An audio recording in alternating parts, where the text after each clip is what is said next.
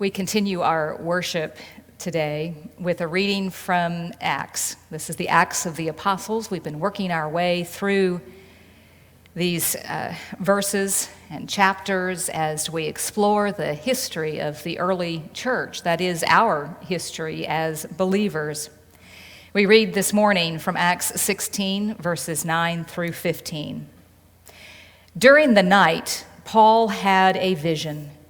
There stood a man of Macedonia pleading with him and saying, "Come over to Macedonia and help us." When Paul had seen the vision, we immediately tried to cross over to Macedonia, being convinced that God had called us to proclaim the good news to them. We set sail from Troas and took a straight course to Samothrace, the following day to Neapolis, and from there to Philippi, which is a leading city of the district of Macedonia and a Roman colony. We remained in this city for some days.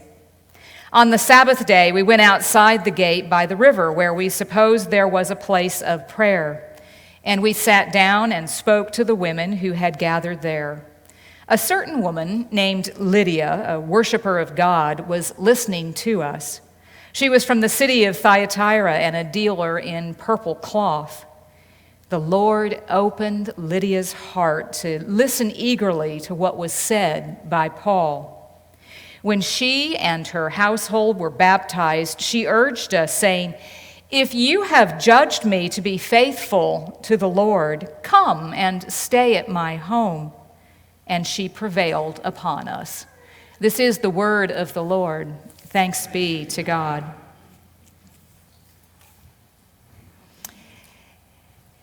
Some of us as couples have shared the story of how we have met. Some of us have heard our parents and our grandparents tell us the story of how they were meant to be.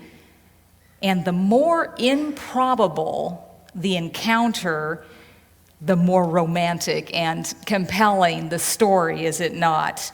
If it was the chanciest of timing or the slenderest of thread of circumstances, if there was a great gap in personality differences, or perhaps a great distance in geography that was overcome, or even socioeconomic and upbringing and all of those kinds of things, then it is all the more a compelling story. And Hollywood, of course, touches on that, and the movies that we enjoy, our popular culture reinforces that if you met because you had to travel around the world to meet someone, then that certainly qualifies as the kind of meant-to-be and compelling romantic story.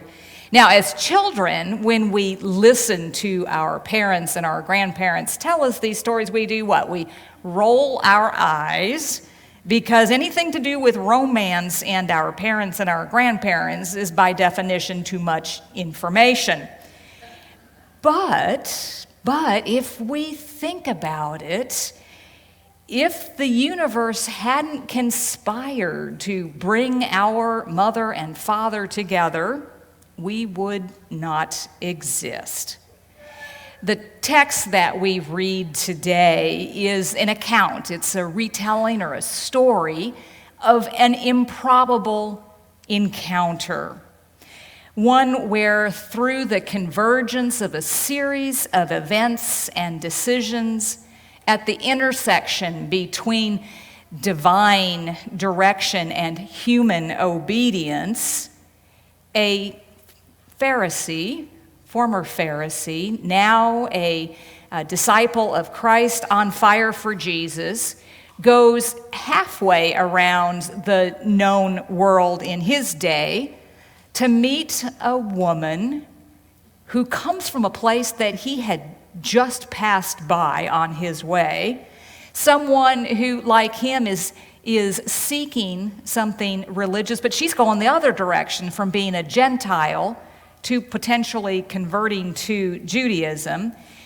And when she hears the good news that Paul shares with her there that day, she is part of the passing down of the spiritual DNA to us as her spiritual descendants right here today.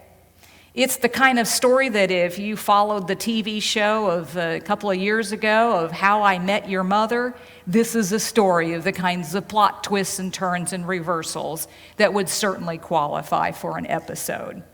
And so we begin our reading today with verse 9. During the night, Paul had a vision. There stood a man of Macedonia pleading with him, saying, "Come to Macedonia and help us." And we immediately crossed over to Macedonia, convinced that God had indeed called us to proclaim the good news to them. Now, Paul would not have been convinced that God was calling him to share the good news with anyone if Paul had not had his eyes opened on the road to Damascus.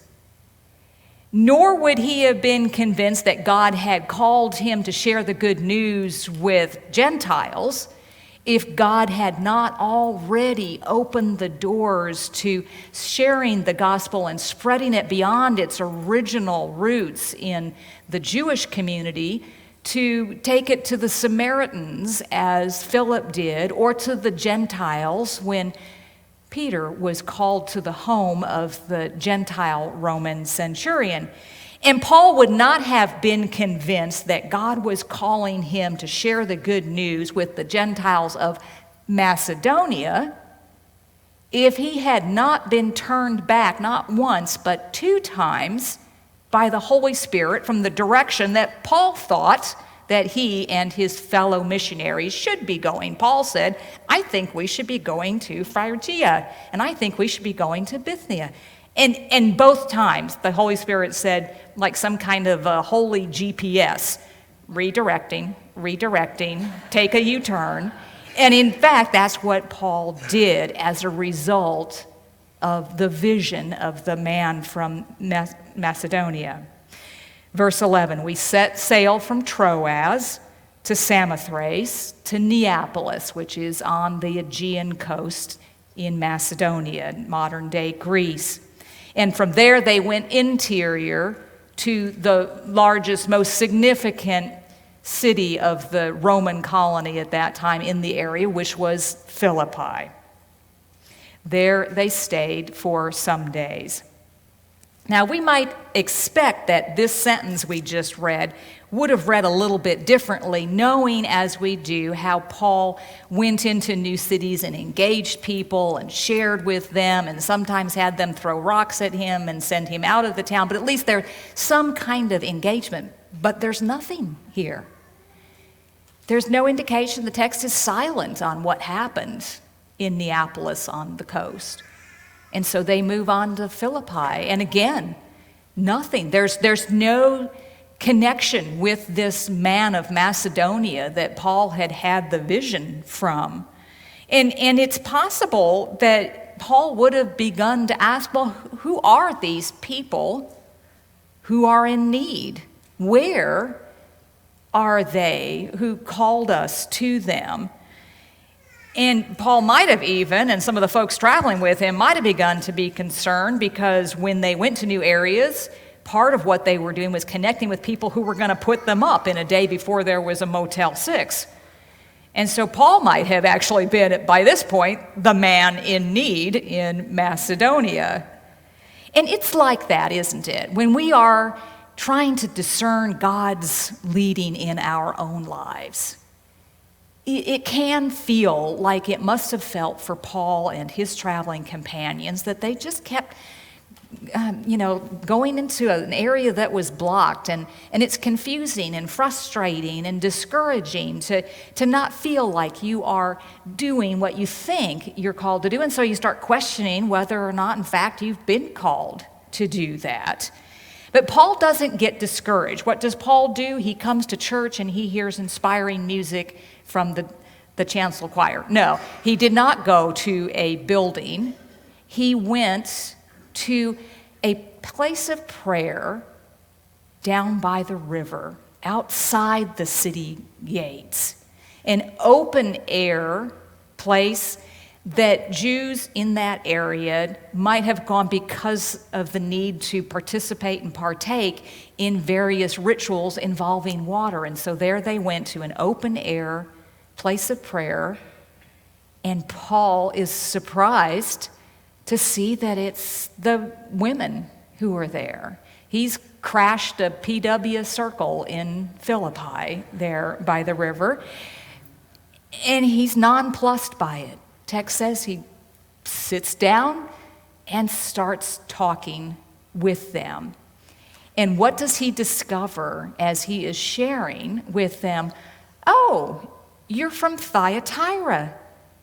I thought that God was calling me to go in that general direction in Asia Minor, which is now modern-day Turkey, but I got a message to come to Macedonia instead. And we can imagine the conversations that began to evolve and develop, and Paul shares the good news with Lydia. It's the kind of reversal, plot twist, or turn that we have come to expect and should expect as we read through the Bible.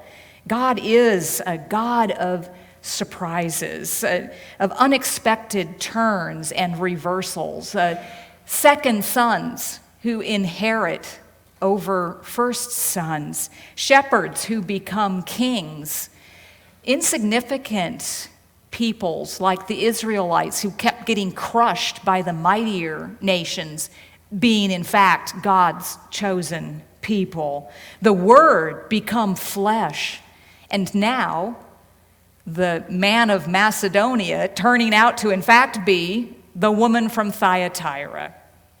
And so we have this meeting between Paul and Lydia with such significance, and it's recorded in this one simple sentence, verse 14. A certain woman named Lydia, a worshiper of God, was listening to us. She was from Thyatira and a dealer in purple cloth, and the Lord opened her heart to listen eagerly to what was said by Paul. Very few women are named in the Bible. Lydia is not only named, she is described with extraordinary detail for a woman in her culture. She is a successful businesswoman, and not just any business, but a lucrative business. She's a dealer in purple dye that was used to, because it was so rare, to dye the clothing of the upper class. They could afford to have the kind of dye that she apparently had the means to travel to where scholars think it was derived, which shells from the coast of Phoenicia that had to be ground up. Any of you who are dyers and know, let me know if that's correct. So she would have had to have had the means to travel and to transact that kind of business within a circle of business relationships. And not only that, but she is not described in relationship to a male relative as the daughter of someone or the husband of someone or the brother of someone or even the mother of someone. Lydia is very unique in this. And the most important thing is that Lydia was a seeker. Someone who was described as a worshiper of God or sometimes a God-fearer, which was someone that had heard about the Jewish faith, of the faith in a monotheistic God, and was found compelling and drawn to the kind of moral doctrine and the practices of the Jewish faith. And she had been living out that faith, but had not taken the last step of converting to Judaism. And she does not here because of the intervention of Paul. Instead, he shares the good news, and she becomes a follower of the way, a follower of Jesus, his disciples. Verse 14, the Lord opened Lydia's heart to listen eagerly to what was said by Paul.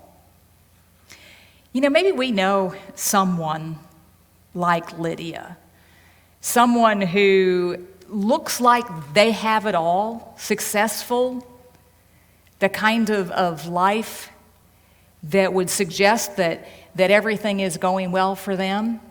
And yet there's something missing in her life, something that she has a yearning for, a place in her heart that needs to be filled by the truth. And she's searching for it, but she needed Paul to come along and share the good news, that piece of the information, that inspiration by the Holy Spirit to open her heart and to receive that. And Paul prays for her to do that.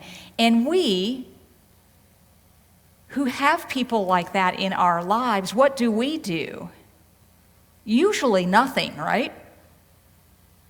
Because we've made evangelism into something that is hard or scary. And yet, what does Paul do? Literally just sits down and starts talking with her. That's all. God does the rest. And God will do the rest when we share the good news with those whom he is calling to be his own. Verse 15, when Lydia and her household were baptized, she urged us, saying, "If you have judged me faithful, come and stay at my home." And she prevailed on them. Is the kind of invitation you really can't refuse, though. If you've judged me faithful, come and stay at my home. And of course they come and stay with her at her home. God opens Lydia's heart, and she opens the door to a whole new life, not just for herself, but for her whole household, for the future believers in Philippi, as the gospel is spread throughout Europe and down through the centuries to us. And it's not something where she even stops to check her calendar on what would be a convenient day for them to come for dinner. She doesn't stop to think about whether or not the neighbors are going to be receptive to her planting a house church next door. She doesn't take into consideration the impact on her business relationships, and there very likely were going to be some at the circles that she moved. Didn't stop to say, well, you know, there might be too much at risk for me even in my personal safety, and I'm not going to do this. She opens her heart and opens her door to baptism and shared ministry, not even any punctuation. It's all one sentence. And there were risks and costs. If we read on beyond this text to the end of this chapter, we will find that Paul has stayed in Philippi and is continuing to share the good news, and he is also continuing to share the abuse that comes back at him. He is beaten for his efforts, jailed, told to get out of town, and he does leave town, but before he does, he stops back by Lydia's house to offer encouragement to the believers who are by then now gathering at her home. Lydia is a patron and a leader in what will become the new church at Philippi. Women such as Lydia were not on the margins in the first century, in the first years of the Christian movement, in the first decades. They were not silent in the churches or ineffective in evangelism or other ministries. They cared for local congregations and were vital and strategic participants and players at the forefront of this new Jesus movement. A church was established in Philippi because of Lydia's open heart and her open house.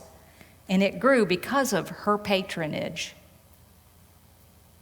and her leadership and her courage and her ministry.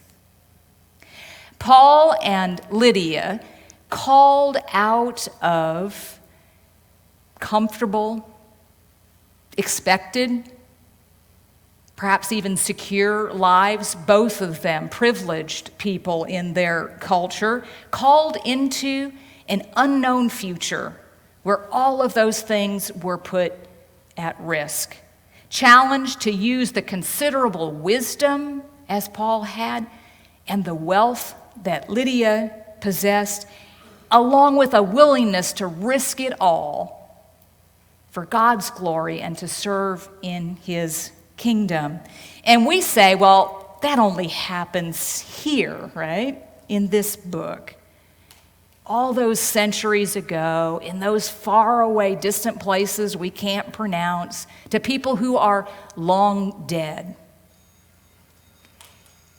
That happens still here, now, to us, when we take the initiative to meet people down by the riverside and sit down and talk with them about the improbable encounters that we ourselves have had in our own lives with the living God, that we want them to be in relationship with as well.